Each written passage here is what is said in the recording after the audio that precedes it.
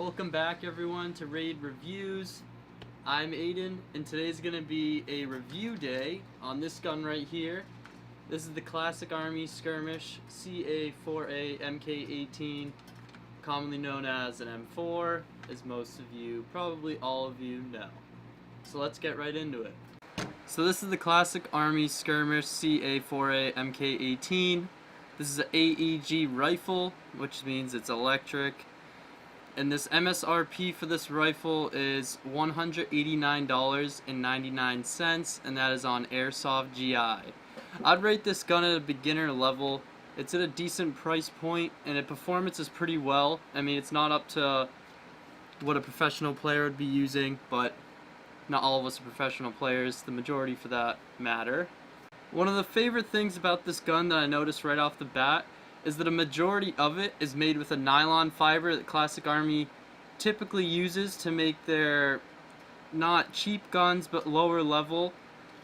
And this is a pretty good material to use because it allows the gun to be lightweight, it cuts the cost a pretty significant amount, and it still allows for a pretty solid quality of build.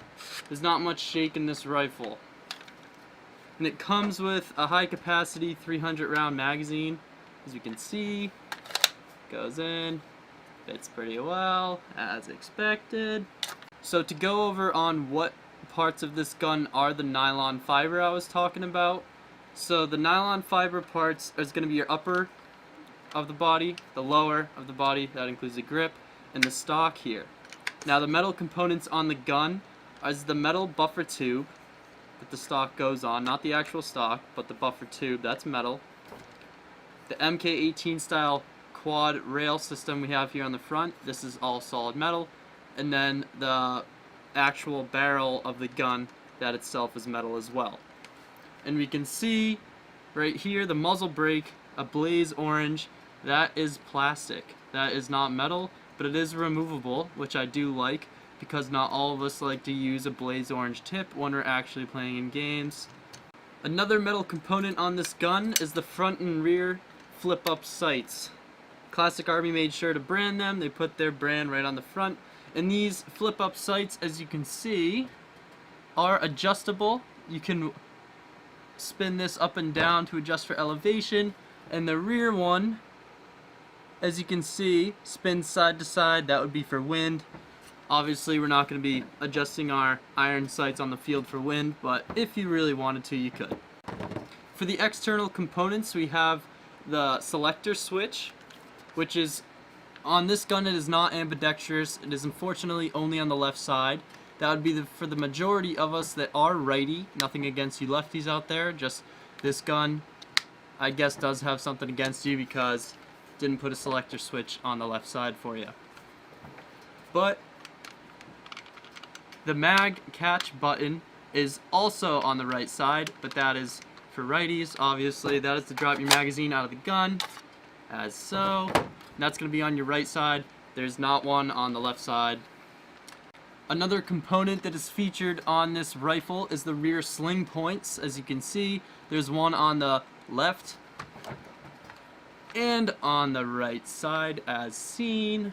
Those are very handy. However, there are none on the front portion of the gun. They're only on the rear, so if you have a single sling mount, that will work perfectly. Now, as I talked about the stock back here, this is the nylon fiber, and it is a retractable stock. I believe it has 5 positions if you want to go through all those, and your battery is going to go right in here on the back. So to get the butt of the stock out, you have these 2 little clips here you're going to push in. It's honestly not the easiest thing to push in, but you just clap it off like that, and there the butt comes off, and in there you're gonna put your battery. Now this style of stock has the 2 holes on the side, so if you're using a common battery like a 9.6 or 8.4 volt, you're gonna be looking for a nunchuck style battery, so you can put one on each side, like this one here. Those fit the best because they go right on their side. But if you are running a LiPo battery, most LiPo batteries, if not all LiPo batteries, will fit in just one side of this. So another important feature you guys should know about is the hop-up system. You get to that by pulling the charging handle back to drop the dust cover, as so. And once you do that, you can pull this back, and you're gonna see right there, that wheel looking piece is the hop up. So you can rotate that up and down, and it will move in certain set increments for you, so you can adjust it perfectly to what you need your hop up to be at. Something that not all players are going to use is the removable trigger guard. You can take this piece out, so it's just free right to get to the trigger without no guard. That's not for everyone, but if you wish to do that, you can do that on this gun. And to get to the internals, what is inside the gun, there is a 9mm bushing gearbox located down here. Not that that affects everyone, just if you're thinking about taking it apart, upgrading. Which upgrading with this gun is made easy because they do have a quick change spring system in here. So it's easy to upgrade with that. You just gotta take the gearbox out, and then you can easily just swap springs out. You can upgrade, downgrade, whatever you guys want. And for the barrel on this gun, we have a 6.03mm tight bore barrel, which I did notice when I was doing the shooting test. This does have a little bit of range on it. It can reach out there and can hit around the 200-foot mark, which doesn't really affect the CQB players out there. But if you play like where I play out up in New England. There's a lot of outdoor fields and trees and all that kind of stuff, so we kind of want to shoot pretty far. So having a little bit of range on this gun is great for beginners because it's really can be used in any environment because it's somewhat compact. I mean, for me, I'm a pretty big person, but... So now speaking on its shooting and its performance, on the website it was listed to shoot around 330 to 350 FPS. That is what I got on my chrono tests. I will put those after I'm done spieling to you guys. But along with the FPS, it is said to shoot 16 rounds per second, which again, I got around that number, so those are pretty accurate readings. And that's fairly fast shooting for a gun. This is great for beginners. 16 rounds per second is just what you need to get enough BBs down the field and hit the people you're trying to hit. And for it to shoot 330 to 350 FPS, that's a good starting point. Alright, so as you can see, we're outside doing the range test today. That's why I have my safety glasses on. So I set up two targets for you guys, as you can see. I have one set up right here at 75 feet, and I have one set up over here at 150 feet. So as you can see, these targets are 75 feet and 100 feet away. I just zoomed in a little bit so it'd be easier for you guys to track the BBs. So there they are. That's 75-foot target, 150-foot target. Let's see what this can do.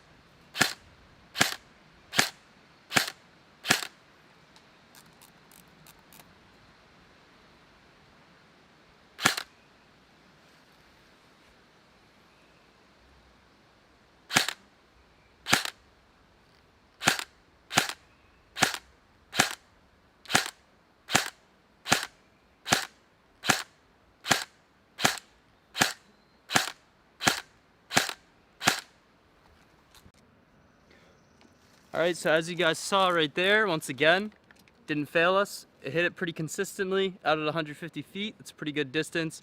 So I'm just going to shoot past the mannequin. We're going to see how far I can get this bullet to carry, see if I can reach out that 200-foot mark.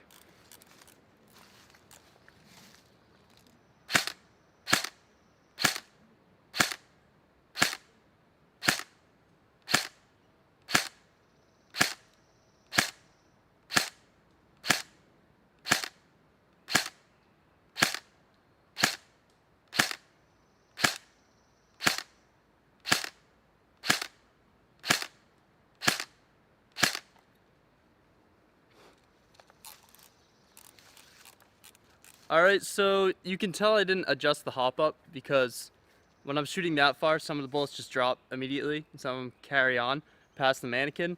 So I'd say about half the shots did carry on pretty far.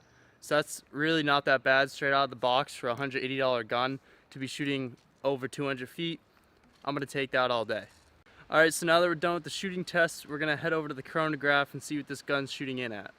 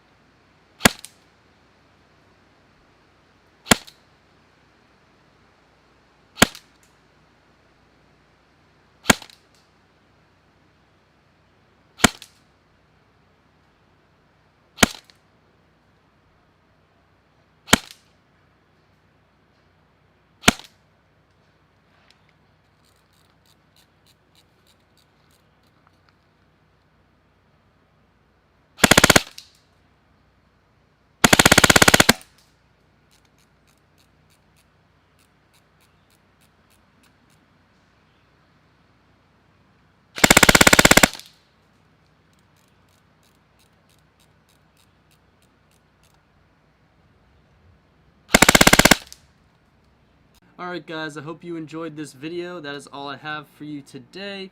I should be coming out with another gun review hopefully in the next week or so. If not, I'm actually having surgery tomorrow on my right knee. I did tear my ACL, my meniscus, and my MCL.